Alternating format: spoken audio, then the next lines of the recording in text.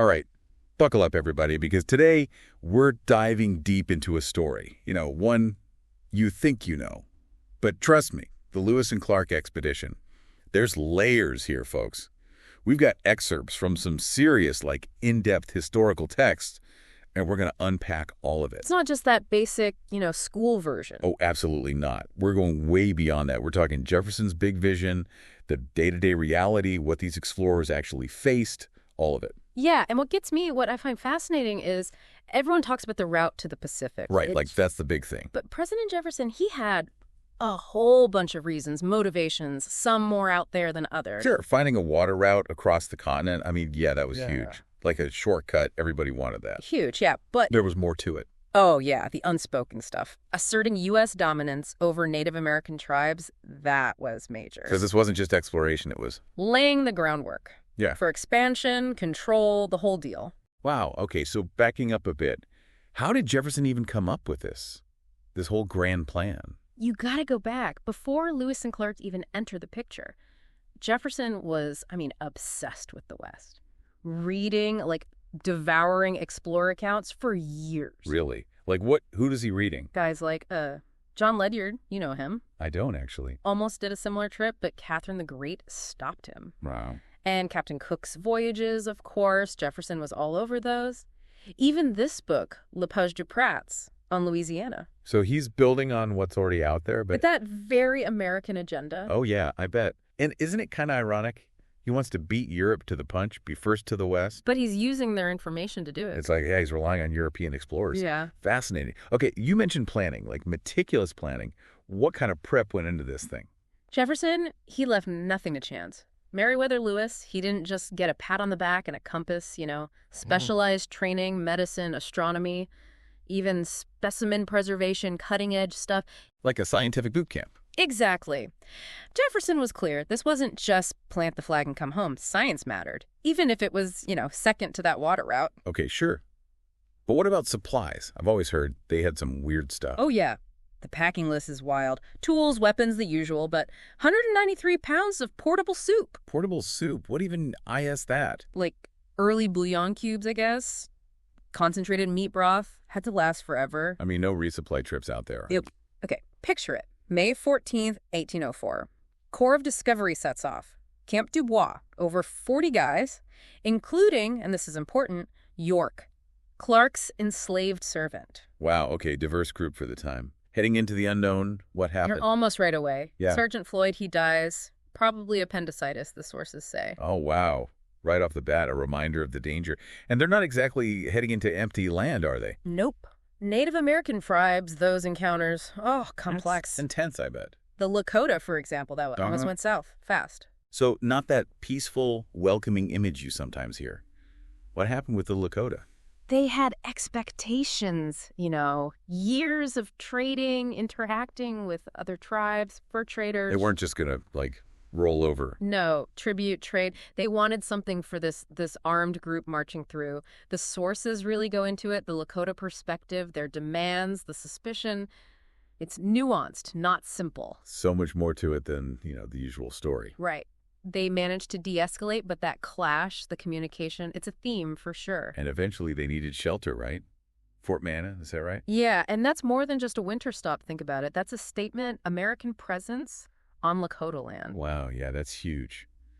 Can imagine. For the Mandan people, the ones already there, that changes things. Oh, big time. And their perspective is key here. But maybe we take a quick break, come back to that.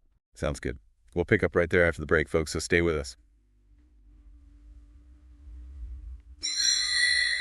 Back with us, folks, diving deep into Lewis and Clark. Before the break, that Fort Mandan, right, that's a big deal, way more than just a pit stop. Yeah, think about it. You're Mandan, you've been living there. Suddenly, boom, this fort. These newcomers, their ways, their tech. It's got to be a shock. To the system, the whole landscape changes. And the sources, they suggest?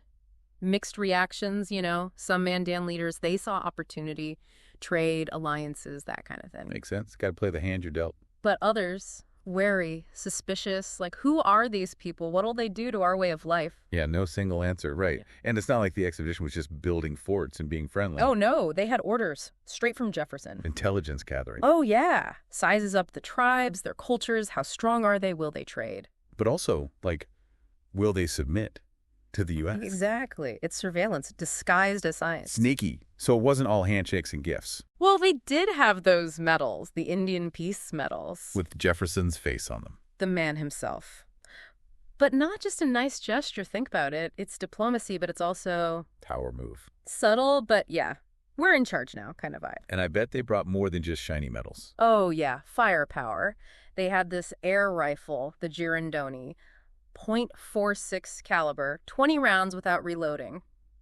Imagine seeing that thing. Never seen before. That's not your grandpa's musket. Yeah. So how did it actually go with the tribes? Were most of them okay with Lewis and Clark? It depended, honestly. Some, especially if they dealt with Europeans before, they were open to it. Trade, talk, all that. Sure, but that Lakota thing Yeah. shows it wasn't always smooth. Nope. You got to remember, these are sovereign nations. They've got their own history, relationships. It's not like they were just sitting around waiting to be, claimed. Exactly. The Lakota sources, they make it clear they weren't going to back down easy. They had their system on the Missouri trade tribute. They expected something in return for passage, for resources. So many worldviews colliding. Wow. Okay, Yeah. we got to talk about Sequoia. Can't do Lewis and Clark without her. And she's often, the guide. Shows the way, the end. But our sources say it's more than that, right? Way more. Languages, sure, that was huge. But being a woman with a child. Changed how the expedition was seen. By some tribes, absolutely. Makes them less threatening, more human. Like, oh, it's not just an army, it's a family, kind of? Right. And there's this story with the Shoshone, her own people. Things are getting tense, and she steps in, calms it all down. Diplomacy skills. As important as knowing the trails. You got it. And it's easy to forget with the focus on Lewis and Clark. York was there, too. Clark's enslaved servant. Oh, yeah, the sources talk about him. Skilled hunter, laborer, strong as an ox. And his presence, for some tribes, they'd never seen a black person before. That's got to be mind-blowing for them, right? Totally changes the image. And this is important. York was vital to their success, but he was still enslaved the whole trip. That's the dark side, right? Not just heroic adventure, like the stories say. And the sources, they're honest about the impact on Native Americans. Yeah, some good moments, cooperation, even friendship. But ultimately, this expedition paved the way for westward expansion. And for a lot of tribes, that was devastating. It's tough to think about, but it's part of it, right? Yeah. Can't separate the expedition from what came after. Nope. The info they gathered, the trails they made, it all feeds into that story, expansion, and its impact on Native peoples. It's complicated. Definitely a lot to unpack there. But, okay, we've talked a lot about exploring, diplomacy, cultures clashing. What about the science, the actual discoveries? Yeah, that's a whole other layer, often gets forgotten behind the adventure. So, Lewis, before he even left, you said he got training. Top scientist of the day, he was prepped to document nature like no American had ever. He's stepping into, what, a blank slate? Yeah. For European science, at least. Pretty much. And they documented over 200 new species, plants and animals. Like, they might as well have been on another planet. Okay, got to hear some examples. What really stands out? Oh, man, so many. But, okay, the prairie dog, right. Lewis, he's describing them, all this detail. But he's baffled, thinks there's some kind of squirrel at first. They're pretty unique, I'll give them that. And then, of course, the bison. American bison, herds so big, roaming the plains. It's hard to picture now. Yeah, you see those old photos, it's just endless. Yeah. Like a sea of bison. Right. And it wasn't just the big guys. Plants, tons of them. They collected so many specimens, pressing them, preserving. They even sent seeds back east. No way. Like what, to grow? Yeah. Some of those seeds, Jefferson, he planted them himself at Monticello. So they're literally bringing the West back with them, sharing it? That's wild. Total treasure trove of new knowledge. Botanists, zoologists, geographers, everybody wanted in on this. The West was suddenly like this scientific frontier. And they made maps too, right? That was a big part of it. Huge. Their maps were like revolutionary. Detailed, accurate, nothing else like it at the time. Super important for exploration later on and, sadly for the expansion that followed. Yeah, I can't forget about that side of it. It's Yeah. bittersweet. Well, it's incredible science, but also the consequences. Yeah. Makes you think about the responsibility that comes with that kind of discovery. Definitely. Hey. Got to acknowledge both sides, celebrate what they learned, but also be real about the impact on the people who were already there. It's a lot to take in.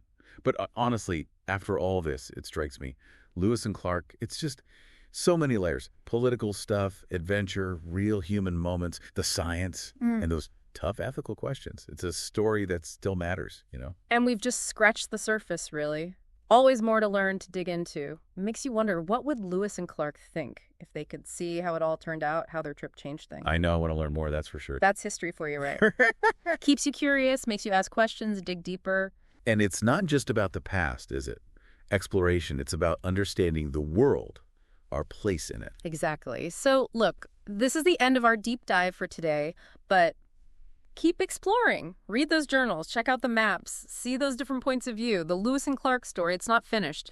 New discoveries, new interpretations, it keeps going. Awesome. Well, on that note, got to say goodbye for now. But keep those explorer hats on, folks. Who knows what we'll deep dive into next. Keep learning, keep questioning, and most importantly, keep exploring.